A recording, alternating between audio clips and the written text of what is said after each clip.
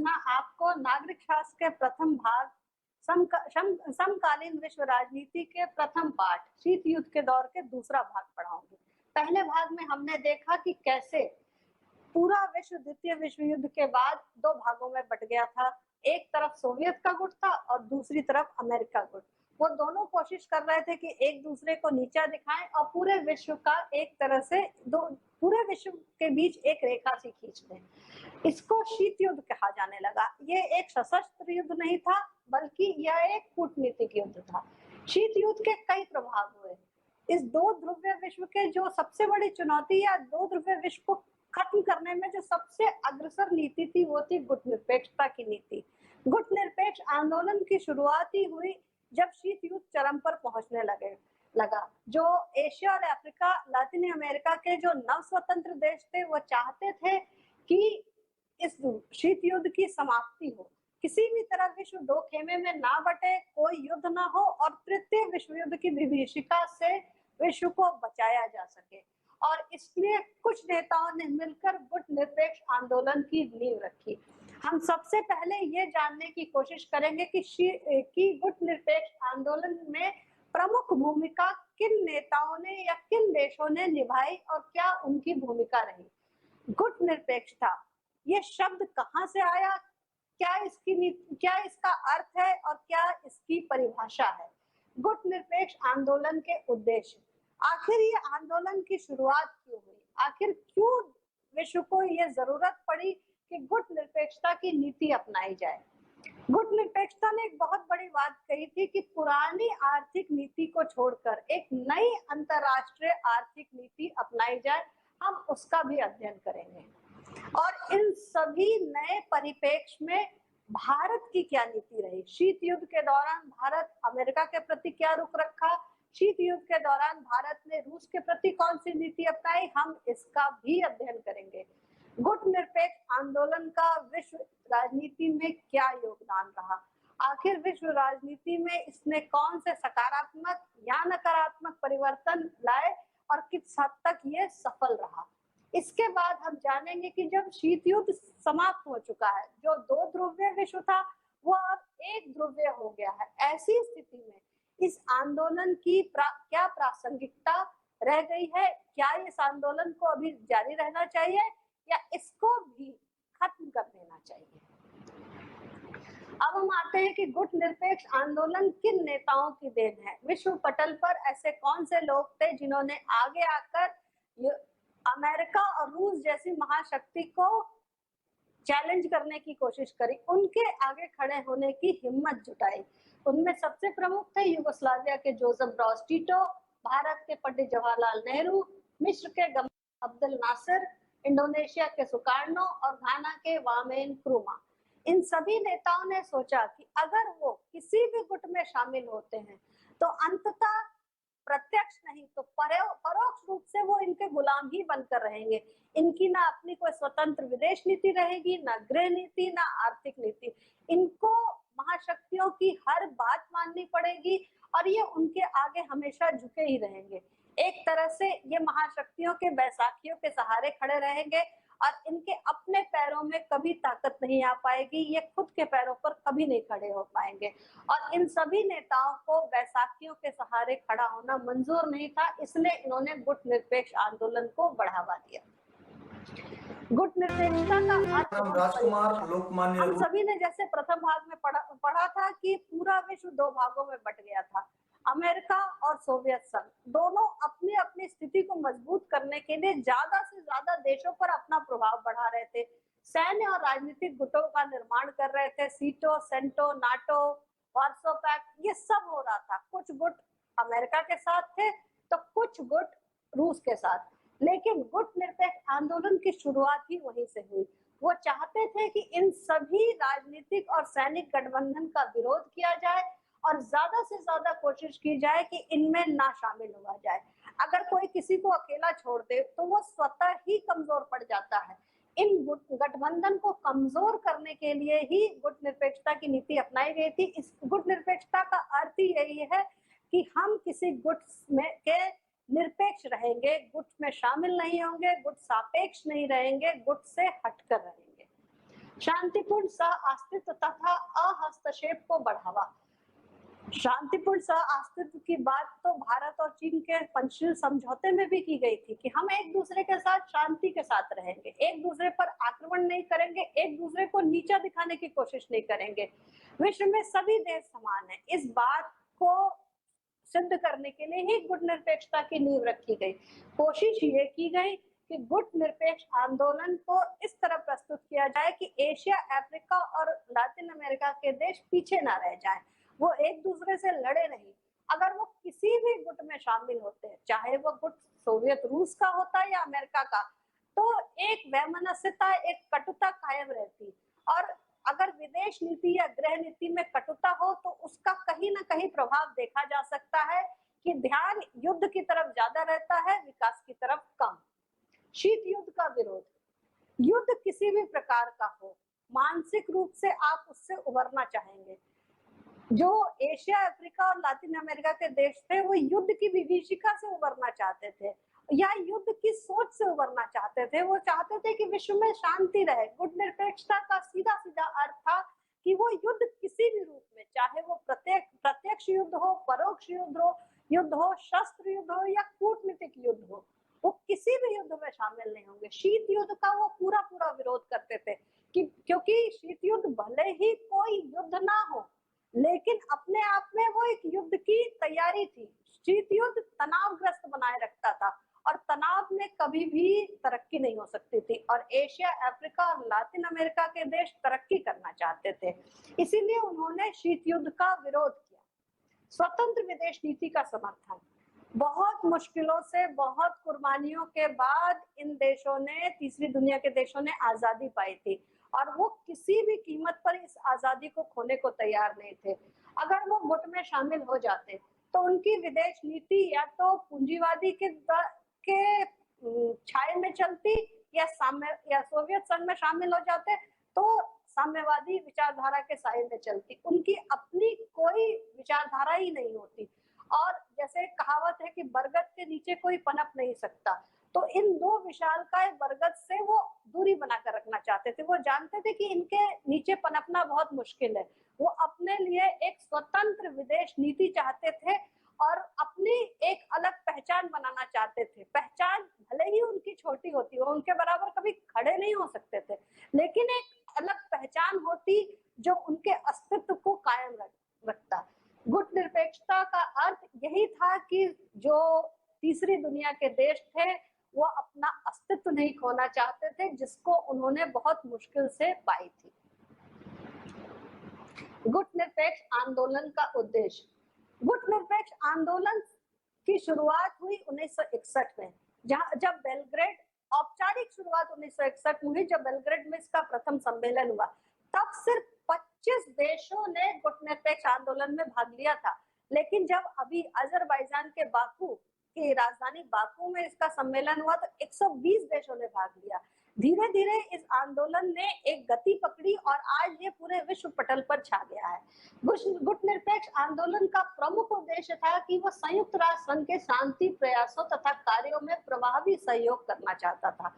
संयुक्त राष्ट्र संघ के विपरीत नहीं खड़ा था गुट निरपेक्ष आंदोलन, बल्कि वो उसके साथ खड़ा था, क्योंकि संयुक्त राष्ट्र संघ की स्थापना हुई थी विश्व शांति के लिए। तो गुट निरपेक्ष आंदोलन ये चाहता था कि वो इस संस्था के साथ मिलकर विश्व उसके शांति प्रयासों को सफल बनाए तथा उसके सभी कार्यों में प्रभावी सहयोग करे, चाहे वो उसकी एजेंसियां हो या उसके अपना संगठन हो, उसको वो हमेशा मजबूत करना चाहता था। नई अंतरराष्ट्रीय आर्थिक व्यवस्था की स्थापना। एक पुरानी आर्थिक व्यवस्था चली आ रही थी जहां अमीर और अमीर होते चले जा रहे थे और गरीब। यूरोप में औद्योगिक क्रांति हो चुकी थी, लेकिन उसकी जरा भी छाया एशिया और अफ्रीका पर नहीं पड़ी थी। एशिया और अफ्रीका के देश जो है कच्चा माल बेचते थे, यूरोप के देश खरीदते थे और वापस वहां उत्पादन करके, अपने देशों में उत्पादन करके यूरोपीय देश वापस एशिया और अफ्रीका में ये कच्चा माल भेज देते थे, जिसकी वजह से एशिया और अफ्रीका और लातिन अमेरिका के देश हमेशा गरीब ही रहे और सारा फायदा, सारा लाभ यूरोप के देशों को मिलता रहा। ये उससे मुक्ति चाहते थे। इन्होंने नई अंतरराष्ट्रीय आर्थिक व्यवस्था की स्थापना की बात भी की।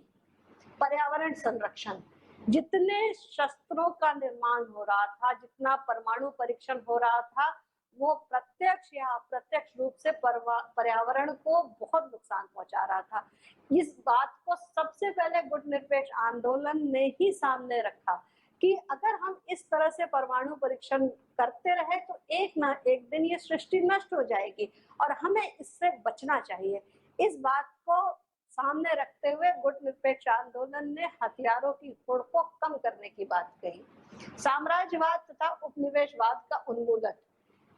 1945 के बाद कई देश आजाद हो गए थे, एशिया, अफ्रीका और लातिन अमेरिका के, लेकिन कई देश अभी भी यूरोपीय देशों के उपनिवेश बने हुए थे।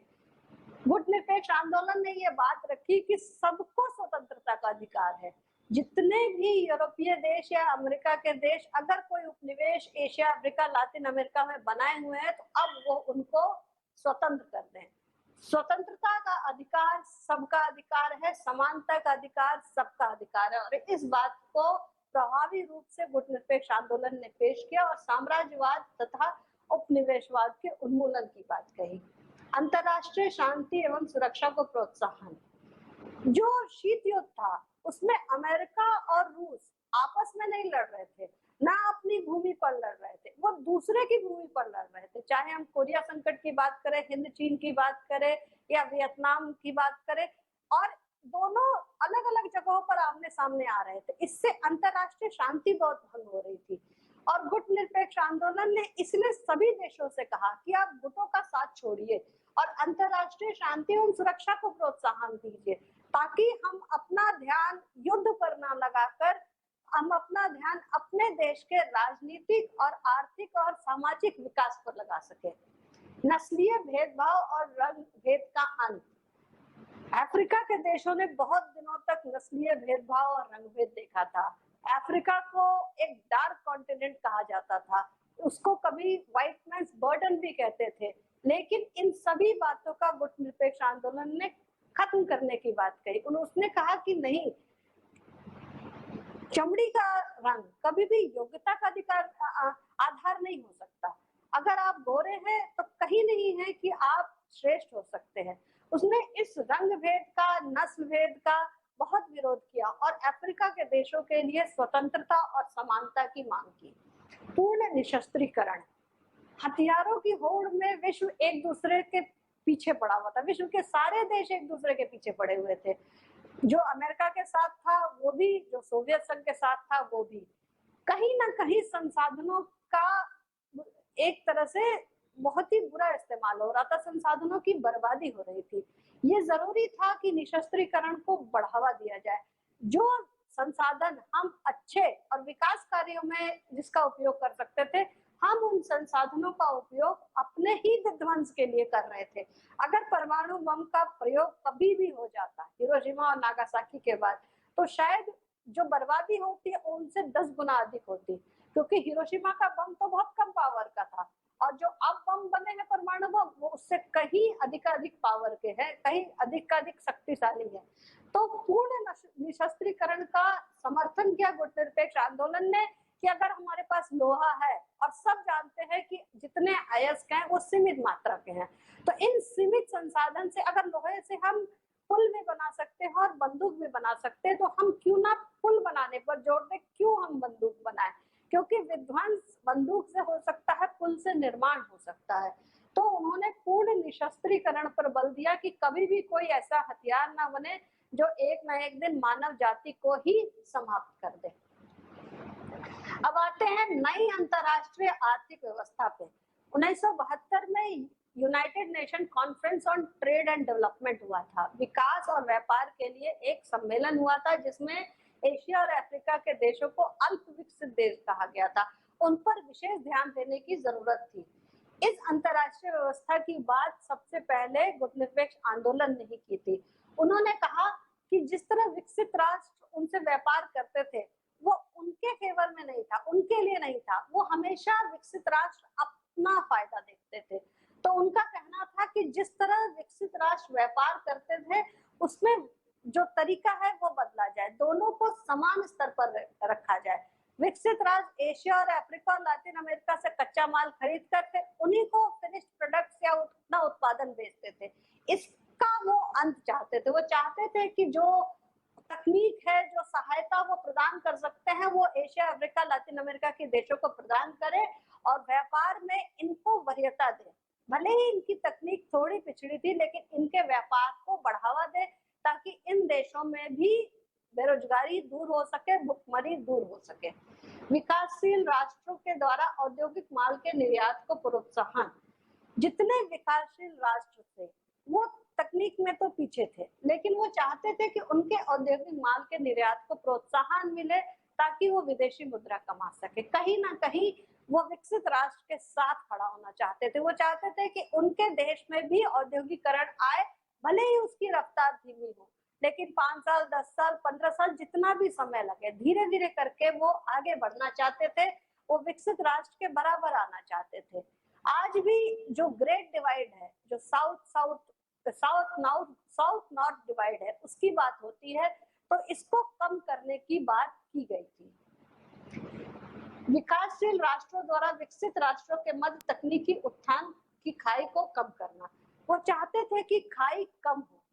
जो ये खाई बनी हुई है नॉर्थ और साउथ की, यूरोप और एशिया, अफ्रीका की, ऐसा लगता है जैसे दुनिया दो खेमों में बटी हुई है। एक अमीर राष्ट्रों का खेमा है और एक गरीब राष्ट्रों का खेमा है। अमीर राष्ट्र गरीब राष्ट्र का कहीं ना कहीं शोषण कर रहे हैं, वो उनको हीन समझते हैं। इस हीनता को दूर करने के लिए बहुत जरूरी था कि अमीर जो भी विकसित राष्ट्र थे वो तकनीकी सहयोग करते, जो कि विकासशील देश थे उनका। और तकनीकी सहयोग के बल पर ही, शिक्षा और तकनीक के बल पर ही कोई राष्ट्र तरक्की कर सकता। और विकासशील राष्ट्रों ने इसकी मांग गुटनिरपेक्ष आंदोलन के द्वारा की थी।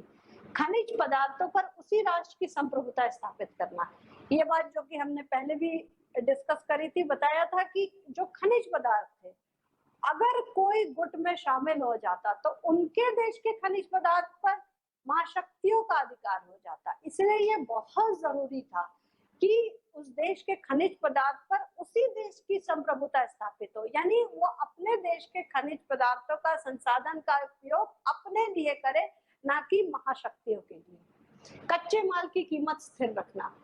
अगर ये देश कभी तरक्की करते थे तो जो विकसित देश थे वो कच्चे माल की कीमत बढ़ा देते थे या बहुत ही घटा देते थे, जिससे इनको नुकसान होता था। इसलिए गुटनिरपेक्ष आंदोलन ने एक मांग ये भी रखी कि कच्चे माल की कीमत को स्थिर रखा जाए ताकि ये देश तरक्की के पथ पर अग्रसर हो सके।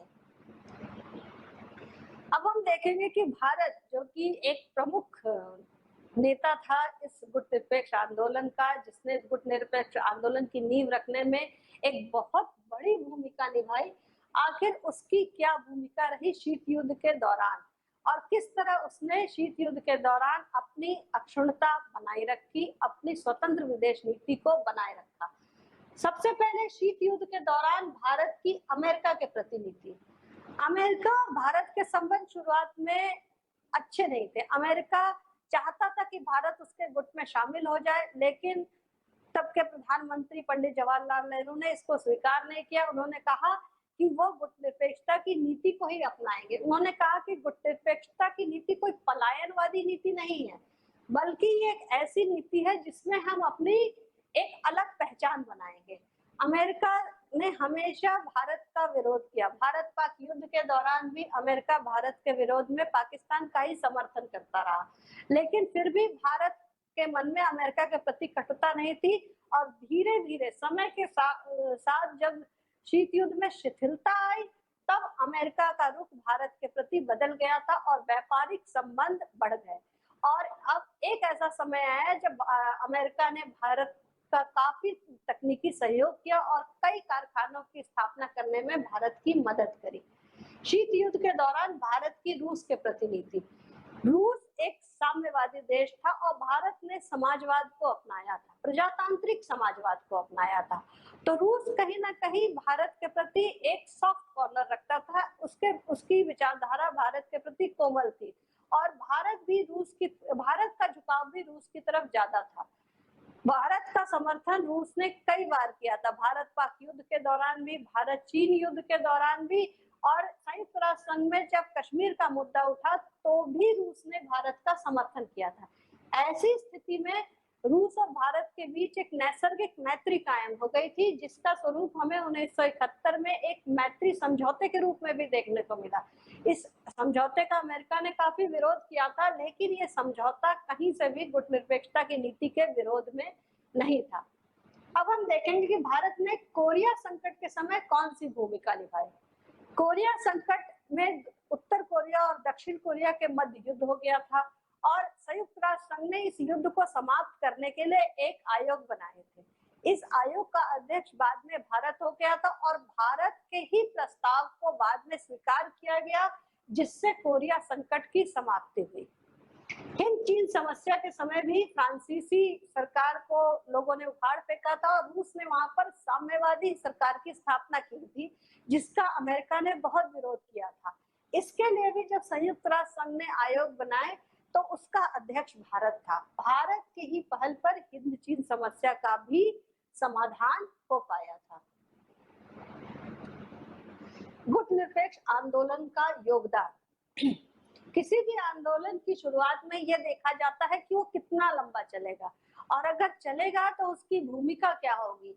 विश्व पटल पर गुटनिरपेक्ष आंदोलन की भी यही स्थिति थी। हर कोई ये जानना चाहता था कि आंदोलन जो बहुत ही कमजोर देशों ने शुरू किया है, आखिर वो कमजोर देश इतनी बड़ी महाशक्तियों का सामना किस तरह कर पाएंगे। ये अकेले पड़ जाएंगे या फिर इनका अंत हो जाएगा या ये एक तरह से कोलैप्स कर जाएंगे या ये टिक नहीं पाएंगे।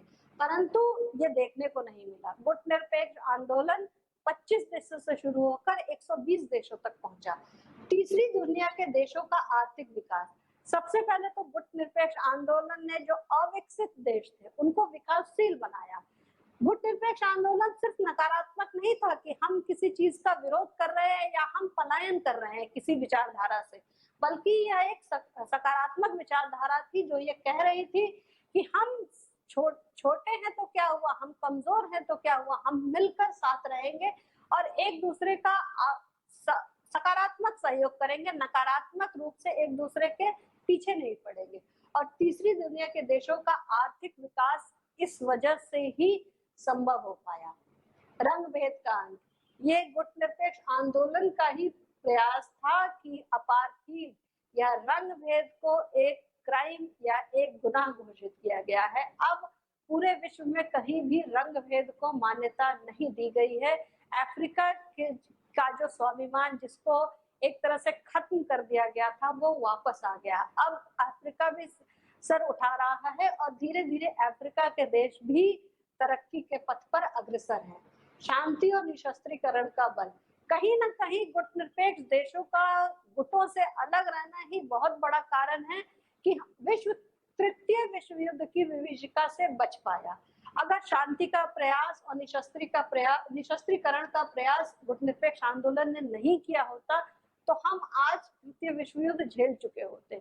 चाहे वो किसी भी समस्या को लेकर, चाहे वियतनाम को लेकर या कांगो को लेकर या हिंद चीन को लेकर, कई बार दोनों गुट एक दूसरे के आमने सामने थे। ऐसा लग रहा था कि अमेरिका और रूस एक दूसरे पर आक्रमण कर ही देंगे, परंतु गुटनिरपेक्ष आंदोलन के देशों ने इतनी समझदारी दिखाई कि कमजोर होते हुए भी इन महाशक्तियों के विरुद्ध वो खड़े रहे, इनसे दूरी बनाए रखे, लेकिन इनसे दुश्मनी नहीं की। और ये बहुत ही समझदारी की नीति थी। मानव अधिकार पर बल, रूसों ने कहा था कि we all are born free but are in chains, हम सब स्वतंत्र पैदा हुए हैं लेकिन हम बंधनों में बंधे हुए हैं।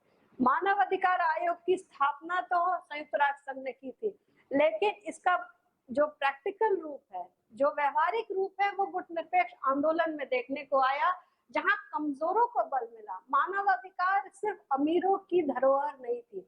गुटनिरपेक्ष आंदोलन ने अंततः ये सिद्ध कर दिया कि मानव अधिकार पर सिर्फ यूरोप और उत्तरी अमेरिका का अधिकार नहीं है, ये एशिया, अफ्रीका और लातिन अमेरिका के देशों के लिए भी है कि वो किस तरह अपने देश के नागरिकों को भी स्वतंत्रता और समानता प्रदान करते हैं। अब हम आते हैं कि जब शीत युद्ध शिथिल पड़ गया है, कमजोर पड़ गया और अगर ये भी कहें कि खत्म हो गया है, तो गुटनिरपेक्ष आंदोलन की प्रासंगिकता क्या रह गई? प्रासंगिकता को मैंने दो भागों में बांटा है, एक नकारात्मक प्रासंगिकता और एक सकारात्मक प्रासंगिकता। गुट निरपेक्ष आंदोलन की अगर हम नकारात्मक प्रासंगिकता की बात करें कि जब शीत युद्ध ही नहीं है, गुट ही नहीं है, तो हम विरोध किसका कर रहे हैं, हम दूरी किससे बना रहे हैं? तो हाँ, शायद गुट निरपेक्ष आंदोलन को समाप्त हो जाना चाहिए था, क्योंकि अब कोई गुट ही नहीं बचा, दो ध्रुवीय विश्व खत्म हो गया, विश्व एक ध्रुवीय बन गया है। लेकिन नकारात्मक प्रासंगिकता मान सकते हैं कि अब हमें किसी का विरोध नहीं करना है, लेकिन गुट निरपेक्ष आंदोलन सिर्फ विरोध के लिए गुट निरपेक्षता के स्वर नहीं उठे थे। इस आंदोलन के देशों ने, कमजोर देशों ने मिलकर एक मजबूत संस्था बनाई थी कि हम सकारात्मक रूप से आर्थिक सहयोग, राजनीतिक सहयोग एक दूसरे का करेंगे, ताकि हम भी विकसित राष्ट्रों के बराबर खड़े हो सके। और ये सकारात्मक प्रासंगिकता इसकी आज भी कायम है। हम ये कहीं से नहीं कह सकते कि गुट निरपेक्ष आंदोलन को समाप्त हो जाना चाहिए। आर्थिक सहयोग बहुत जरूरी है, तकनीकी सहयोग बहुत जरूरी है, ताकि ज्यादा से ज्यादा देश अपने आप को आगे बढ़ा सके। अभी भी एशिया और अफ्रीका के देश काफी पिछड़े हुए हैं और कई देश ऐसे हैं जो भुखमरी की कगार पर है, जिनको आर्थिक और तकनीकी सहयोग चाहिए ताकि वो उभर सके। अगर कोई अमीर देश सहयोग नहीं करता है तो ये एक दूसरे का सहयोग करके आगे बढ़ने में मदद कर सकते हैं। और यही गुट निरपेक्ष आंदोलन की खूबसूरती है, यही इसकी सबसे बड़ी प्रासंगिकता है।